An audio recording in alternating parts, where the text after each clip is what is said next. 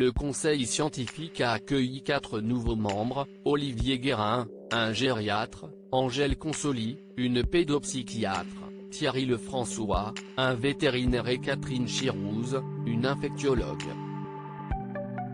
Ce conseil, créé en mars dernier et présidé par Jean-François Delfraissy, est chargé d'aider le gouvernement dans la gestion de l'épidémie de Covid-19. Mais si l'avis de ce conseil d'experts a longtemps été décisif à la tête de l'État pour prendre les mesures pour lutter contre l'épidémie de coronavirus qui touche la France depuis bientôt 1 an, il semblerait que cela ne soit plus le cas aujourd'hui. Emmanuel Macron, j'en ai marre de ces scientifiques en cause ? Des différends qui remonteraient à avril dernier.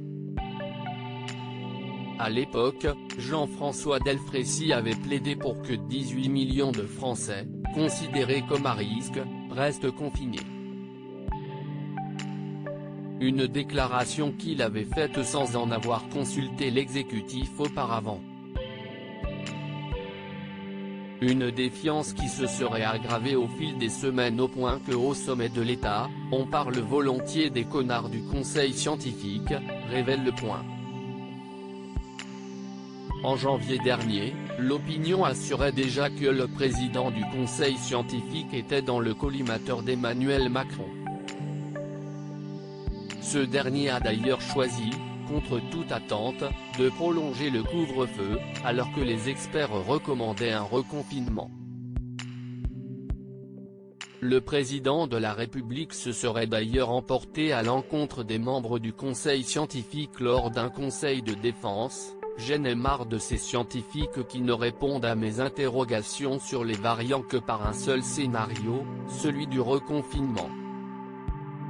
Il semblerait toutefois que le conseil scientifique change son fusil d'épaule.